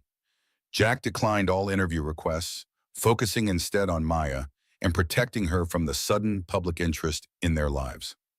Mrs. Ramirez helped by keeping Maya occupied whenever Jack needed to step out. 7 days after the Aurora GT launch disaster, Jack received a formal call from Richard Hawthorne's office, requesting his presence at Aurora Motors headquarters the following morning. The initial investigation had been completed, and decisions about the company's future were being made. Jack spent that evening weighing his options. The revelation about Maya's heart condition had changed his calculations significantly. She would need comprehensive health insurance and specialized care, things that required financial stability he currently lacked. On the other hand, returning to Aurora meant working for the very company that had enabled Marcus's earlier theft of his research. Could he set aside that history for Maya's sake? As if sensing his inner turmoil, Maya approached as he sat at their small kitchen table reviewing her medical paperwork. Dad, are you worried about your job? She asked, her perceptiveness belying her 8 years. Jack smiled gently. A little. I have some decisions to make. Is it because you fixed that car and got those people in trouble? Something like that, Jack admitted. The company might offer me a new job, but I'm not sure if I should take it. Maya considered this with the serious expression she wore when tackling difficult math problems. You always tell me that fixing things is important, even when it's hard. That's true. Well, she said with a 20-year-old logic, the car company is broken too, right? Maybe you need to fix that next. Jack stared at his daughter in amazement. From the mouths of babes, indeed. The next morning, Jack arrived at Aurora Motors headquarters dressed in the one suit he still owned from his academic days. The receptionist, who days earlier wouldn't have given him a second glance in his maintenance uniform, now escorted him personally to the executive floor. The boardroom fell silent as Jack entered. Richard Hawthorne sat at the head of the table, flanked by several board members and legal counsel. Conspicuously absent were Selena Moore and Marcus Reeves. Thank you for coming, Dr. Turner, Hawthorne began, the formal address making it clear how much Jack's status had changed. Please have a seat. Jack took the offered chair, maintaining a neutral expression as Hawthorne outlined the investigation's findings. Our internal review has confirmed everything you brought to light, Hawthorne explained. Marcus Reeves systematically falsified safety test results and pressured his team to ignore potential flaws. He has been terminated, effective immediately. Jack nodded, unsurprised by this outcome. And Ms. Moore? Hawthorne's expression tightened slightly. That situation is more complex. Selena remains suspended while the board determines her level of involvement and accountability. He slid a folder across the table to Jack. We'd like to offer you a position as Aurora's Chief Safety Officer. $300,000 annually, comprehensive benefits including premium health insurance, and direct reporting authority to the board. You would have complete autonomy to implement safety protocols and veto power over any design that doesn't meet your standards. Jack opened the folder, scanning the formal offer letter. The compensation package was far beyond anything he'd expected. Enough to provide for Maya's medical needs and secure their financial future. The premium health insurance would cover the specialized treatments Dr. Keller had recommended, treatments that could prevent Maya from facing the same fate as Sarah. I appreciate the offer, Mr. Hawthorne, but I need to understand the larger context. What happens to Aurora Motors now? Will the Aurora GT still launch? What structural changes are you implementing to prevent similar issues in the future? Hawthorne seemed pleased by these questions. The GT launch has been postponed indefinitely until all safety concerns are addressed. As for the company's future, He hesitated, choosing his words carefully. Aurora needs a complete cultural reset. Prioritizing deadlines and cost-cutting over safety isn't just ethically wrong, it's bad business. We need someone who understands both the engineering and the ethics to help rebuild the company's foundation. Jack considered this thoughtfully. I have some conditions before I could accept such a position. I expected as much, Hawthorne replied with a hint of a smile. Let's hear them. Mom, first, flexible working hours. My daughter has medical needs that require my attention. I won't sacrifice her well-being for any job. Hawthorne nodded. Reasonable next? Second, I want to establish a safety review board that includes representatives from every level of the company. Engineers, technicians, assembly line workers, even maintenance staff. Safety issues can be spotted by anyone, not just executives. Agreed, Dr. Hawthorne said. That's actually an excellent structural improvement. Third, Jack continued, I want Emily Chen as my deputy. She had the courage to speak up when it wasn't popular or safe to do so. That's exactly the kind of integrity the safety division needs. Hawthorne made a note. Ms. Chen has already been promoted in recognition of her actions. Having her work directly with you makes perfect sense. Jack took a deep breath before stating his final condition. Before I make any decision, I want to speak with Selena more personally. This request clearly surprised Hawthorne. May I ask why? Because understanding how we got here is as important as fixing the problems, Jack explained. I need to hear her perspective directly. After a moment's consideration, Hawthorne agreed. She's clearing out her office today. I'll arrange for you to meet her there after we conclude. The rest of the meeting involved discussing the details of Jack's potential role and the challenges facing Aurora. When it concluded, Hawthorne personally escorted Jack to Selena's office, where the suspended CEO was packing her personal belongings into cardboard boxes. 15 minutes, Hawthorne told them both. That should be sufficient. When the door closed, leaving Jack alone with Selena, the tension in the room was palpable. She looked different without her usual corporate armor, tired, diminished somehow, yet still maintaining a core of defiance.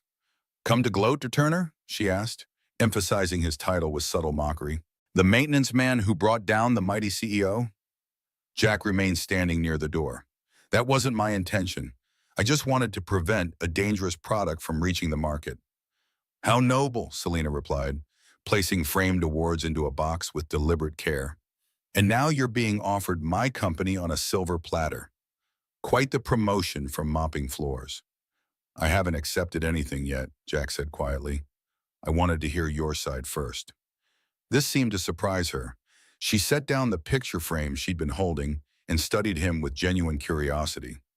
Why would you care about my perspective? I mocked you publicly.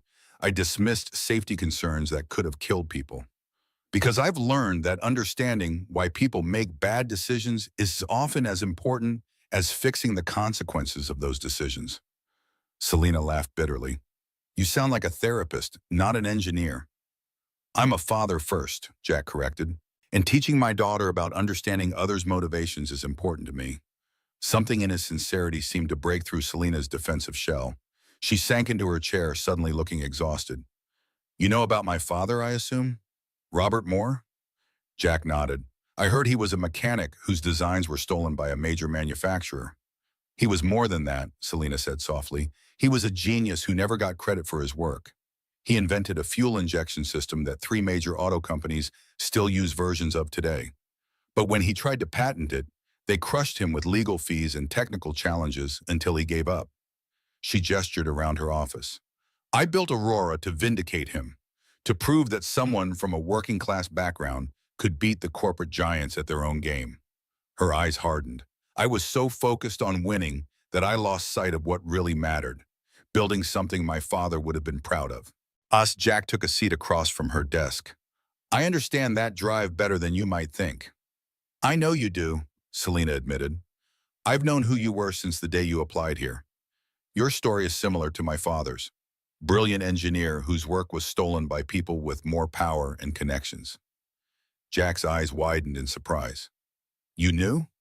Then why hire me as maintenance staff? Selena had the grace to look ashamed. At first it was Marcus's idea, a way to keep you close where he could monitor you. I allowed it because I was paranoid about industrial espionage. Later, she shook her head. Later, I think I wanted to prove I was better than you, that I could succeed where another working-class genius had failed. And Marcus, how does he fit into all this? Selena's expression darkened. What I'm about to tell you, I only discovered it myself recently.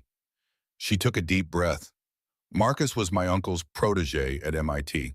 My uncle, Professor Alan Moore, was on the faculty there during your time. Jack felt a cold shock of recognition. Professor Moore, the department chair? Selena nodded grimly. He helped Marcus access your research.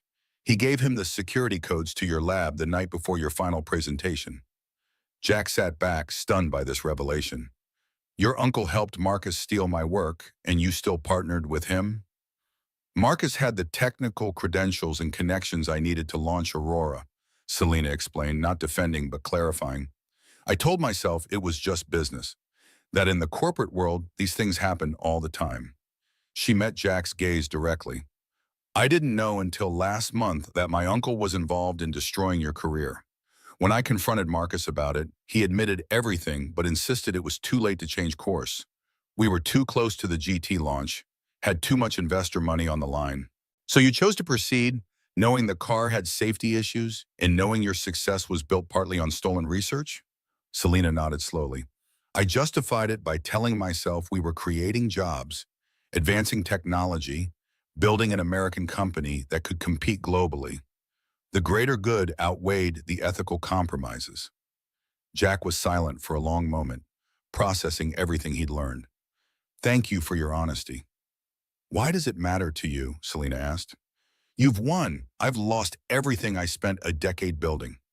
Because we're not so different, Jack replied. We both wanted to prove something through our work. We both faced systemic barriers. The difference is in how we responded to those challenges. He leaned forward. Chúng ta đều mất mát vì cùng một hệ thống. Đôi khi những thứ quý giá nhất không phải là những gì chúng ta xây dựng, mà là những người bên cạnh chúng ta và giá trị chúng ta duy trì. Selena looked confused for a moment, then her expression cleared. You're speaking Vietnamese. Jack blinked, momentarily confused himself. I meant to say that we've both lost because of the same system. Sometimes the most valuable things aren't what we build, but the people beside us and the values we maintain. Selena considered his words. My father used to say something similar.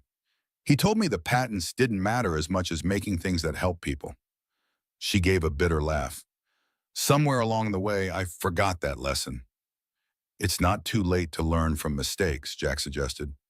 For Aurora, perhaps, Selena said with resignation. For me, this career is over. No company will touch me after this scandal. Jack made a decision then, based partly on intuition and partly on his conversation with Maya the previous night. What if there was another option, one that might allow you to salvage something meaningful from this situation? Selena raised an eyebrow, skeptical but listening. Aurora needs a complete reorganization, Jack explained. The company has brilliant engineers but lacked ethical leadership. What if, instead of being pushed out entirely, you were repositioned? As what?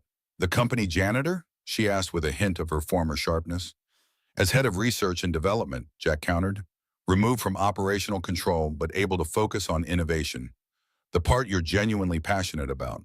Aurora's problem wasn't a lack of technical vision. It was prioritizing profit over safety and integrity. Selena stared at him in disbelief. You'd advocate for me to stay after everything that's happened? With strict oversight and a completely restructured authority system, Jack clarified. You'd report to the safety division, to me, on all projects. But your technical vision and industry knowledge wouldn't be lost. Why would you suggest this? Selena asked, genuinely confused. You have every reason to want me gone. Jack thought about Maya's words from the night before. Because sometimes fixing things is more important than assigning blame. And because the hardest fixes often involve people, not machines. When Jack emerged from Selena's office 30 minutes later, well beyond Hawthorne's suggested 15 minutes, he had a clear vision for what needed to happen next. He found Hawthorne waiting in the adjacent conference room, reviewing financial projections that showed Aurora's stock in freefall. I've made my decision, Jack announced. I'll accept the position with the conditions we discussed plus one more. Hawthorne set aside the financial reports. And that is? Selena Moore remains with the company as head of R&D, reporting directly to the safety division with no operational authority. Her technical knowledge is valuable, but it needs proper ethical oversight. Hawthorne's eyebrows shot up in surprise. You want to keep the person who publicly humiliated you? Who enabled safety violations that could have harmed consumers? I want to fix Aurora Motors, Jack replied simply. That means keeping what works and changing what doesn't. Selena's technical vision works. Her ethical priorities don't. After a long, evaluating look, Hawthorne nodded slowly. You continue to surprise me, Turner. Most men in your position would demand her complete removal. I'm not interested in revenge, Jack said. I'm interested in building something my daughter can be proud of. Speaking of your daughter, Hawthorne said, his tone softening slightly, how is she?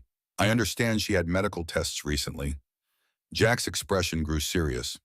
She has a heart condition similar to her mother's, though thankfully caught much earlier. The prognosis is good with proper treatment, but it's going to be expensive. Long-term medication, specialized care, possibly experimental treatments down the line. I'm sorry to hear that, Hawthorne said with genuine concern. The comprehensive health plan included in your package should cover most treatments. However, if there are experimental procedures or specialists not included in the standard coverage, I'm happy to make arrangements. My family's cardiac specialist, Dr. Elizabeth Chen at Chicago Memorial, is the best in the country. She's developing that new treatment protocol, I believe. Jack was momentarily speechless at this unexpected kindness. That's incredibly generous, Mr. Hawthorne. May I ask why you would do that for us? Hawthorne's expression softened slightly. When my son died, I realized how quickly everything we build can become meaningless. Michael's accident could have been prevented if someone at that company had prioritized safety over profit margins. If I can help prevent another family from experiencing a similar loss, that matters more than quarterly reports or stock prices. Thank you, Jack said simply, unable to find more adequate words. Consider it done, Hawthorne replied, rising to his feet and extending his hand. Welcome to Aurora Motors, Chief Safety Officer Turner. I suspect we're about to reshape the automotive industry in ways nobody expects. As they shook hands, Jack felt a sense of rightness that had been missing from his life for years. This wasn't the path he would have chosen, but perhaps it was the path he needed, one that would allow him to use his skills to protect others while providing for Maya's future. 6 months later, Aurora Motors had undergone a remarkable transformation. Under Jack's leadership, the safety division had grown from an afterthought into the company's core strength. The Aurora GT had been completely redesigned, with every component subjected to rigorous testing that exceeded industry standards. Maya's health had stabilized under Dr. Chen's care. The specialized treatment protocol was showing promising results, and while she would always need monitoring, her prognosis was excellent. The comprehensive insurance package that came with Jack's position covered most expenses, and Hawthorne had personally ensured that any experimental treatments were made available regardless of cost. Jack's weekly schedule now included dedicated Maya days when he worked from home or left early to attend her medical appointments or school events. The company had adapted to his insistence that family came before corporate demands, and surprisingly, productivity had improved as other employees benefited from the more humane work culture. The most significant change, however, was the establishment of the Turner Moore Institute of Automotive Excellence, a training center that provided educational opportunities for mechanically gifted students from disadvantaged backgrounds. Jack had insisted on including Selena's family name alongside his own, acknowledging that redemption and second chances were part of their shared story. In the redesigned corporate structure, Selena had found unexpected fulfillment heading the R&D department. Freed from the pressures of CEO responsibilities, she had returned to her roots as an innovator. Her technical brilliance, now guided by Jack's ethical oversight, had produced several breakthrough safety technologies that were attracting industry attention. Even Logan Pierce, initially Aurora's most vocal critic, had approached Jack about a potential partnership. Your safety standards are becoming the industry benchmark, he had admitted grudgingly. Titan X wants to be part of that conversation, not left behind. The American Automotive Safety Consortium, a joint initiative between Aurora, Titan X, and 3 other manufacturers, was now establishing unified safety protocols that would protect consumers across all brands. It represented a fundamental shift in industry thinking, prioritizing shared safety standards over proprietary competition. On a crisp autumn morning, Jack stood beside Maya at the ribbon-cutting ceremony for the Institute's new building. Richard Hawthorne handed her the ceremonial scissors, acknowledging her central role in the story that had transformed Aurora Motors. "Dad," Maya whispered as they prepared to cut the ribbon. "Your superpower really worked." Jack squeezed her hand gently. "Which superpower is that?" "Fixing things," Maya replied. Then, with wisdom beyond her years, she added, "Bố ơi, siêu năng lực thật sự của bố không phải là sửa mai, mà là sửa con người và hệ thống. Con tự hào về bố." Jack felt tears prick his eyes at hearing his daughter speak the same Vietnamese phrases his mother had taught her. "What does that mean?" Hawthorne asked quietly. She said, "Dad, your real superpower isn't fixing machines. It's fixing people and systems." "I'm proud of you," Jack translated, his voice thick with emotion. Together, they cut the ribbon on the building whose sign proclaimed Turner Moore Institute of Automotive Excellency, where truth fixes everything. That evening, as Jack and Maya walked home from the celebration, she asked a question that had clearly been on her mind for some time. "Dad, do you ever miss the old days when you were just fixing cars in our garage?" Jack considered this carefully. "Sometimes. Working with my hands had a simplicity to it. But what I'm doing now matters more, making sure cars are safe for families like ours." Maya nodded solemnly. Like Mom's car. If someone had fixed the problems in it before she bought it, maybe she wouldn't have gotten so sick from the stress. Jack stopped walking, kneeling down to look Maya in the eyes. "What makes you think Mom's illness was related to her car?" "I heard you tell Mrs. Ramirez once that the faulty transmission in Mom's car caused her so much stress during her pregnancy that the doctors thought it might have triggered her heart condition." Jack was stunned. He had indeed made that comment years ago, during a particularly difficult moment after Sarah's death. The old sedan Sarah had driven had been a lemon, constantly breaking down at the worst times, including once when she was 7 months pregnant with Amaya. Her cardiologist had later suggested that the chronic stress during pregnancy might have exacerbated her underlying heart condition. "You remember that?" Jack asked softly. Maya nodded. "That's why I'm not scared about my heart, because you're fixing all the cars now, so they won't make other mommies sick." Jack pulled her into a tight hug, overwhelmed by the connection he'd never made explicitly.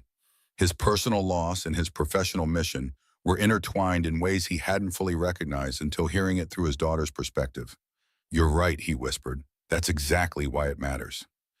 As they continued walking home, Jack reflected on the strange, winding path that had brought him here. From acclaimed engineer to struggling mechanic to maintenance worker to corporate executive, each phase had taught him something valuable. The silver wrench in his pocket, Maya's gift engraved with love, had come to symbolize not just his technical skills, but his commitment to using those skills to protect others. The next day at Aurora Motors headquarters, Jack called a meeting of the safety division, including Emily Chen and unusually Selena Moore from R&D. "I want to propose a new initiative," he announced without preamble. "A comprehensive pre-purchase inspection program for used vehicles, available to anyone regardless of income." Emily looked intrigued. "How would that work? Used car inspections are already available through mechanics." "Yes, but they're expensive and intimidating for many consumers," Jack explained. "I'm thinking of mobile inspection units that could meet potential buyers at dealerships or private sales, staffed by certified technicians who would provide an objective safety assessment." Selena nodded slowly, her business acumen engaging with the concept. "It could work as a subscription service for Aurora. We'd build consumer trust and brand loyalty even among people who can't afford our vehicles." "Exactly," Jack agreed. "And more importantly, we'd prevent accidents and potentially save lives." Emily was already taking notes, sketching out implementation details. "We could develop a standardized app with a safety checklist, photo documentation capabilities, and direct connection to our database of known issues by make and model." "Make it happen," Jack said simply. "This is priority one for the next quarter." As the meeting dispersed, Selena lingered behind. "This is about more than just corporate responsibility, isn't it?" she asked perceptively. Jack nodded. "Everything we do here should be personal. That's what we lost sight of before. that behind every safety statistic is a real family. Selena considered this thoughtfully. My father would have approved of this direction. He always said that engineering without empathy was just mechanics. Smart man, Jack replied. I wish I could have met him. He would have liked you, Selena said with surprising warmth, once he got past the MIT credentials. They shared a genuine laugh, perhaps their first as colleagues rather than adversaries. 3 months later, the Aurora Safety Check program launched nationwide, offering affordable pre-purchase inspections for used vehicles. The pilot program in Chicago had already prevented dozens of potentially dangerous sales and helped hundreds of low-income families make informed decisions about what was often their second largest purchase after housing. At the program's launch event, Jack brought Maya along to see the mobile inspection units bearing the Aurora logo alongside the Turner Moore Institute emblem. As technicians demonstrated the inspection process for media cameras, Maya tugged at her father's sleeve. Dad, when I grow up, I want to be a heart doctor and a car fixer, she announced with the certainty only an 8-year-old could muster. So I can fix both kinds of engines. Jack smiled down at her. That sounds like a perfect combination of superpowers. Dr. Keller says my heart is getting stronger every day, Maya continued. She says it's because of the medicine and because I'm happy. Are you? Happy, I mean? Maya nodded emphatically. We help people now, and you don't have to hide how smart you are anymore, and we're fixing things together. Jack felt a surge of gratitude for this remarkable child who somehow always cut straight to what mattered most. Sarah would have been so proud of her, of them both. That evening, as they walked through their neighborhood, Jack realized something significant had changed. For the first time since Sarah's death, he was looking forward rather than backward. The pain and injustice of his past hadn't disappeared, but they no longer defined him. Instead, he found himself focused on possibilities. The students who would train at the Institute, the families who would be protected by Aurora's safety innovations, the industry that was slowly being transformed by prioritizing lives over profits, and most importantly, Maya's bright future. The silver wrench still rode in his pocket, a reminder of who he was and what mattered. But now it represented not just fixing things, but building something new, a legacy of truth, safety, and second chances that would outlast any corporate title or engineering patent. As they approached their apartment building, Jack noticed a moving truck parked outside. Mrs. Ramirez was waiting by the entrance, waving excitedly. Jack! Maya, it's here, she called out. What's here? Maya asked, confused. A surprise, Jack replied with a smile. Remember how I mentioned we might need a bigger place with a yard for you to play in? Maya's eyes widened. We're moving? To a house? A small house, Jack clarified. Not far from here, close enough that you can still see Mrs. Ramirez and your friends, but with enough room for your piano lessons and maybe a dog. Maya squealed with delight, racing toward Mrs. Ramirez to share the news. Jack followed more slowly, taking in the moment. The house was modest by executive standards, but it represented stability and permanence, concepts that had seemed out of reach for so long. Hawthorne had offered a much grander home in the suburbs, but Jack had declined. This neighborhood was their community, the place where Maya had friends and support systems. The small 3-bedroom bungalow with its postage stamp yard was perfect for their needs, without separating them from their roots. As Jack watched Maya excitedly describing her future dog to Mrs. Ramirez, he felt Sarah's presence more strongly than he had in years. Not as a painful absence, but as a guiding influence that had shaped both him and their daughter. We're doing okay, Sarah, he whispered softly. She's going to be fine. We both are. The wind picked up slightly, rustling the autumn leaves along the sidewalk. Jack smiled, touching the silver wrench in his pocket one more time before joining his daughter at the beginning of their next chapter.